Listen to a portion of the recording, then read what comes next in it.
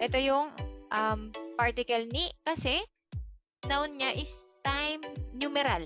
Diba po? Yan, roku is numbers, numeral. So, this is roku jihan. Roku ho jihan ni okimasu. I get up at 6:30. So, yung pattern, ganito lang po. Yung verb nasa huli, yung number na oras, kung ano oras ka gumising, nandito sa unahan. And since sabi natin, pag numerals, particle ay ni. Please don't forget po yan para hindi malilito sa mga particles. Marami po kasing particles.